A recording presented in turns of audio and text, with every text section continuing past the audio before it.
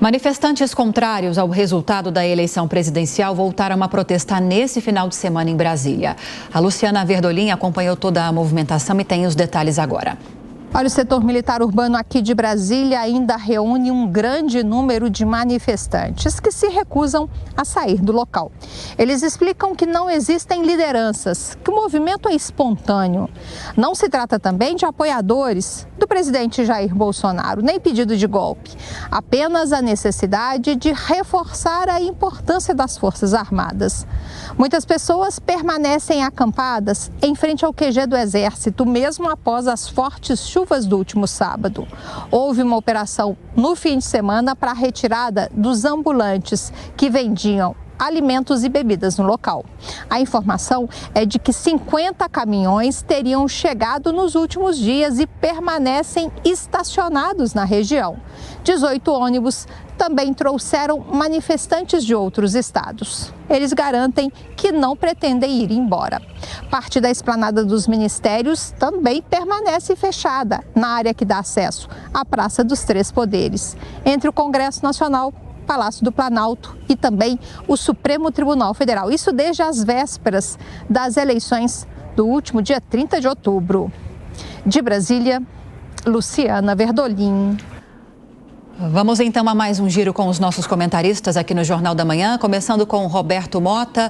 Mota, a gente tem notado uma desaceleração dos manifestos bloqueando rodovias, como ações no âmbito do Poder Judiciário, mas esses movimentos, esses protestos em pontos estratégicos, sobretudo em frente a quartéis do Exército, e aqui eu destaco São Paulo e Brasília, esses protestos ainda seguem acontecendo e agora com uma promessa de uma movimentação ainda maior no feriado. Amanhã, na terça-feira. Como você analisa, esse desenvolver de todas essas movimentações?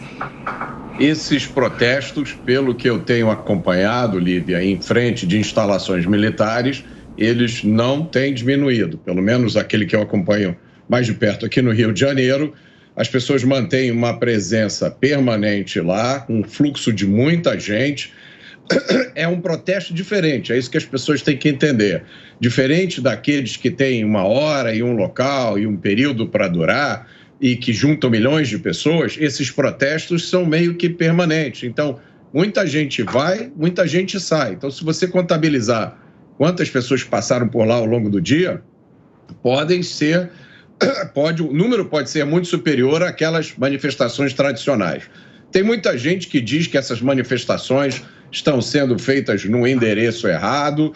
Eu discordo. Eu acho que quem sabe o endereço certo para fazer as manifestações são os manifestantes. Não cabe a nenhum burocrata sentado no seu gabinete refrigerado, seja lá qual for o cargo dele. Não cabe a nenhum jornalista ou comentarista dizer aos manifestantes onde eles vão fazer as suas manifestações. O povo brasileiro tem o direito garantido constitucionalmente de se manifestar pacificamente onde ele quiser. Esse direito tem que ser respeitado. Se o povo está se manifestando em determinados lugares, tem um recado muito claro aí.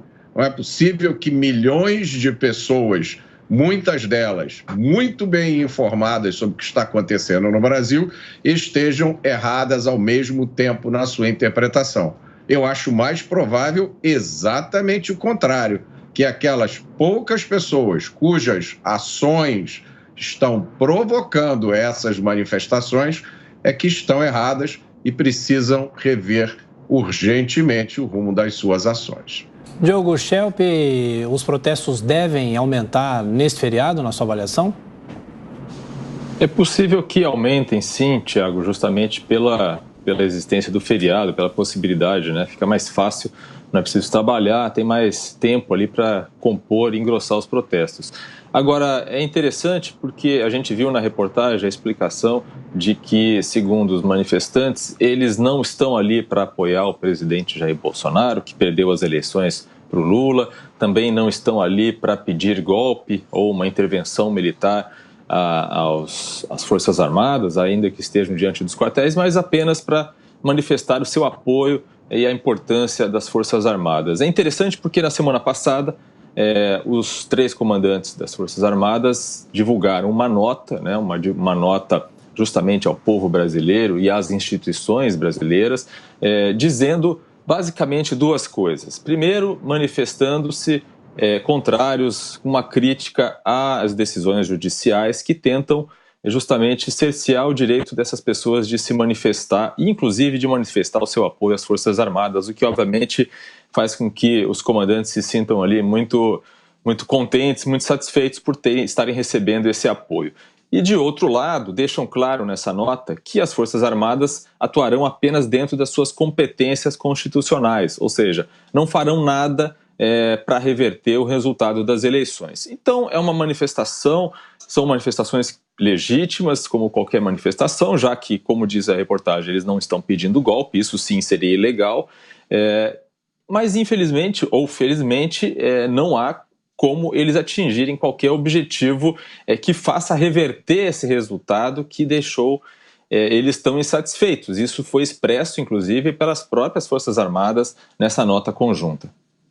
Agora, deputado Paulo Martins, o Mota não concorda com essas críticas de pessoas que dizem que a manifestação não tem efetividade acontecendo em frente a esses quartéis generais. Eu quero te fazer uma pergunta nesse sentido justamente, porque esses críticos dizem que seria mais eficaz que esses grupos se manifestassem em frente ao Congresso Nacional, por exemplo, cobrando medidas mais efetivas dos parlamentares. Queria te ouvir, qual sua posição nessa discussão? Tem que compreender essas pessoas. Há uma série de decisões, uma série de acontecimentos no Brasil que gerou esse gatilho. Veja, o candidato que foi eleito, o Luiz Inácio Lula da Silva, ele foi preso, ele foi condenado, ele teve a sua condenação confirmada por instâncias superiores. O próprio Supremo Tribunal Federal participou disso quando foi acionado por diversos recursos e, de repente, muda-se tudo e reabilita-se judicialmente este candidato. Soma-se isso a outras tensões que eu já descrevi no comentário anterior, que vem de muitos anos, as pessoas perdem a confiança na instituição, no caso ali da justiça. O Congresso vem sofrendo esse desgaste também em paralelo, há bastante tempo. Então elas foram protestar na instituição que restou a elas e que elas confiam. Foram lá pedir desesperadamente alguma coisa. Eu não posso exigir de um cidadão comum que ele tenha um conhecimento ali de um professor em direito constitucional ou qualquer coisa assim. Eles foram lá pedir um amparo. É claro que ao longo do tempo, né, conforme isso, eles vão compreendendo que não é ali que vai gerar um resultado efetivo. A sociedade, ela se acerta. Pode ser que esse movimento se volte ao Congresso Nacional, porque agora, para o dia 15, até pela data, há um movimento claro de ida dos manifestantes a Brasília, o Congresso está ali. E, de fato, a culpa de tudo isso é de uma omissão do Congresso, sobretudo do Senado Federal. A Câmara também tem um papel importante e tem se omitido, sim, com exceções, sempre vai haver exceções, mas que não formam uma maioria para dar a resposta que deveria ser dada. Portanto, essa tensão ela deve permanecer.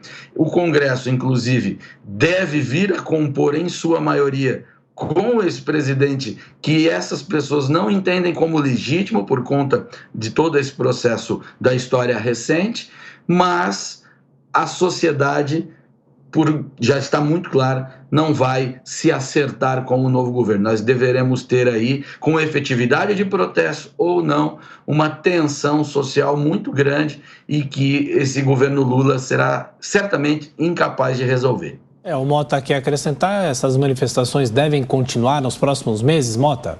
Tiago, acho muito importante a gente resistir à tentação de interpretar o que não precisa ser interpretado. É incrível, né? As pessoas, as autoridades, elas soltam um texto claríssimo e vem gente tentando interpretar. É o que se diz no Brasil, né? Você dá o recado, faz o desenho, interpreta o desenho, depois desenha a interpretação. A nota das Forças Armadas foi claríssima. O primeiro recado foi para os manifestantes. Vocês têm o direito de se manifestarem aonde vocês quiserem, desde que seja pacificamente.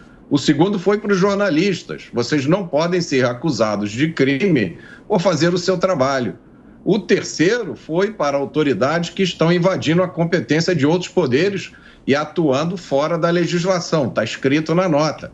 E o último foi para o Congresso Nacional. O Brasil espera que vocês cumpram o seu dever. Vão fundo, é isso que está escrito na nota.